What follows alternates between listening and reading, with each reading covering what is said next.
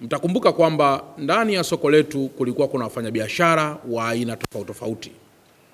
Na kwa bahati nzuri sana wakati wa kusanifu upya soko hilo, Mheshimiwa Rais alisisitiza kwamba tusipoteze uhalisia wa soko kutokana na wale wote ambao walikuwa wanafanya biashara katika soko hilo.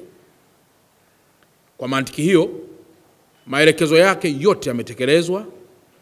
Kilichofanyika mpaka sasa, wafanyabiashara wa biashara za aina zote ambao walikuwepo ndani ya soko hilo la Kariakoo watarudi baada ya masharti kuzingatiwa. Jambo la msingi ni kwamba tunaliita soko la kimataifa, lazima ule umataifa uweze kusadifu soko letu. Kwa hiyo wale wafanyabiashara wote waliokuwepo awali waliohakikiwa wamekwisha sajiliwa katika mfumo wa Tausi na wamekwisha pewa maelekezo maalum, moja ikiwa ni kujaza mikataba, lakini mbili ikiwa ni kujiandaa sasa kulipa kodi kulingana na bei za soko, lakini tatu kufanya biashara sasa kama ambavyo wamepangiwa, na jambo la nne tumejitahidi sana kwa avoid madalali ambao kwa miaka mingi walikuwa na vyumba zaidi ya 5, 10, 3, halafu wao ndio wanafanya kazi ya kupangisha wengine na kupandisha bei. Kwa serikali itasimamia bei ili kuhakikisha kwamba wote wanamudu, lakini zaidi pia bila kukiuka misingi ya bei ya soko kulingana na maeneo yote ya Kariakoo namna wengine wanavyochaji. Sambamba na hilo, ili soko letu pia libaki katika taswira pia kimataifa, yapo baadhi ya maduka ambayo yataratibiwa upya kwa kutangazwa katika mfumo wa Tausi ili wafanyabiashara wale wenye nguvu waweze pia kuomba kufanya biashara katika soko hilo. Hoja yetu ya msingi ni kwamba kwa kuwa ni soko ambalo linachanganya sifa za wafanyabiashara wakubwa, wakati na wadogo, basi ni muhimu wafanyabiashara wakubwa ambao watahudumia wafanyabiashara wengine wadogo wakawa sehemu ya soko la Kariakoo.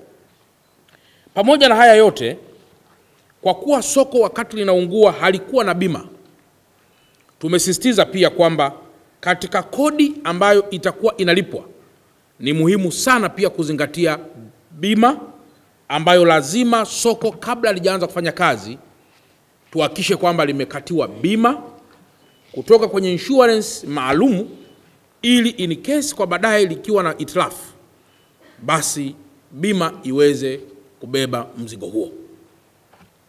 Lakini jambo jingine ni masuala ya ulinzi na usalama kwa ujumla. Tumesisitiza kwamba kwa kuwa soko hilo ni la kimataifa na ni la kisasa, lazima pia kufunga mifumo ya kamera itakayosaidia kubaini mienendo ya wale wote wazuri na wale wote wabaya wanaokusudia ama kuwa na wizi ama kufanya majaribio ya aina yoyote katika eneo hilo. Mtakumbuka kwamba moja ya jambo ambalo litakuwepo kwenye jengo hilo ni pamoja na mabenki yatakayokuwepo na watu wa huduma wakubwa, pamoja pia na wafanyabiashara wengine wakubwa, ili wafanyabiashara wa kimataifa wakitoka katika maeneo mengine yote waweze kupata zile huduma za pamoja. Tunaita one stop service center ambayo itasaidia kuratibu shughuli zao zote katika eneo moja. Baada ya kusema haya, nikiri tena kwamba tunamshukuru sana Mheshimiwa Rais wa Jamhuri ya Muungano wa Tanzania kwa kumlipa mkandarasi zaidi ya 96%. Na kwa mantiki hiyo ni kiasi kidogo sana ambacho kimesalia ili kuweza kumaliza kabisa deni. Hii ni pamoja na mkandarasi mjenzi na mkandarasi mshauri, kwa maana wale waliokuwa kutushauri kuhusu mwenendo wa ujenzi wa soko la Kariakoo. Aidha, mtakumbuka kwamba leo utakapokwenda soko hilo, njia zake karibu zote zimefungwa, na zimefungwa na wafanyabiashara wa biashara ndogo ambao wameweka meza katika maeneo ya mabarabara, na kwa mantikio kuzuia uingiaji wa magari makubwa, kwa sababu utakumbuka bado kuna shughuli za uingizaji wa mizigo mikubwa ndani ya soko. Nitoe rai kama ambavyo nilitoa rai katika moja mkutano wangu hii juzi kwamba uongozi wa wafanyabiashara wa biashara ndogo ndogo eneo la Kariakoo waanze kufungua barabara hizi ili magari yaanze kupita, na mwisho wa siku soko litakapozinduliwa kusiwe kuna hitilafu ya aina yoyote kuhusu kuingia ama kutoka kwa barabara zinazoingia ndani ya soko. Wafanyabiashara hawa, wapo watu watakaoniuliza watakwenda wapi? Wafanyabiashara wote na hasa hizi biashara ndogo ndogo katika lile soko jipya ambalo limejengwa, tumeratibu, management ya shirika la masoko Kariakoo wataeleza, tumeratibu kadri unavyozidi kupanda kuanzia floor ya kwanza kwenda mpaka floor ya 3 mpaka floor ya 4, kutakuwa kuna vijiduka vidogo vidogo ambavyo ndivyo ambavyo wafanyabiashara biashara ndogo ndogo watapanga bidhaa zao.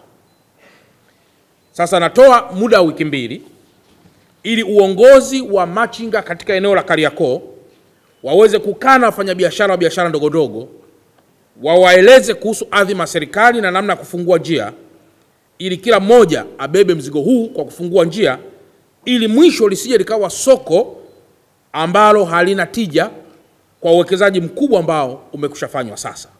Sisi kama shirika la masoko Kariakoo tumejipanga kwa ajili ya kuwarejesha wafanyabiashara katika maeneo yao kama ilivyokuwa maelekezo Mheshimiwa Rais kwamba wafanyabiashara wote waliokuwepo pale warejee kwenye maeneo yao.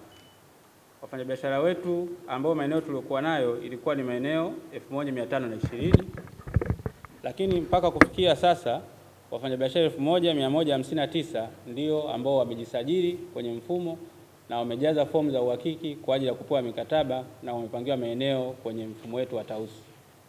Wafanyabiashara wetu tumewagawanya kwenye makundi matatu. Kundi la kwanza ni wale wafanyabiashara wa vizimba ambao awali hapo walikuwa na vizimba lakini walikuwa wanapanga chini. Kundi la pili ni wafanyabiashara wa viuatilifu, nafaka na vifungashio ambao wenyewe watakaa floor ya 3, 4 na 5. Kundi la wafanyabiashara watatu, kundi la tatu ni wale wafanyabiashara ambao ameelezea Mheshimiwa Mkuu wa Mkoa kwamba baada ya Mheshimiwa Rais kulijenga soko kwa ukubwa, kuna maeneo mengine yamebaki wazi.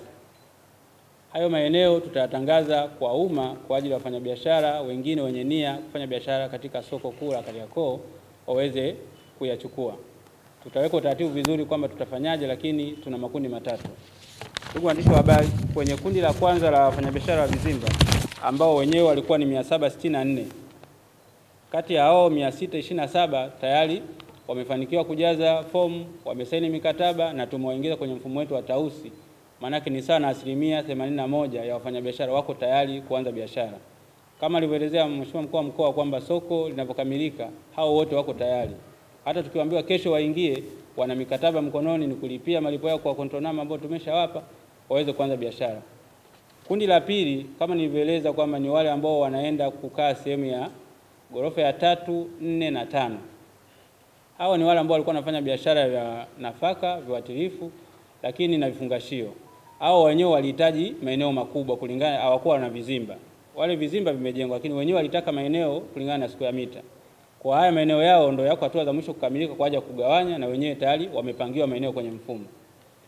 Kundi la tatu ni wafanyabiashara wapya au wageni ambao haya maeneo yatatangaza kwenye mfumo wa Tausi au kwa umma ili watu waweze kuyachukua maeneo. Utaratibu ukoje? Utaratibu kwamba mtu anakuwa amejisajili au anahitaji kujisajili kwenye mfumo wa Tausi, na siku ya mnada yeye anaenda mfumo na kuweza kupata eneo.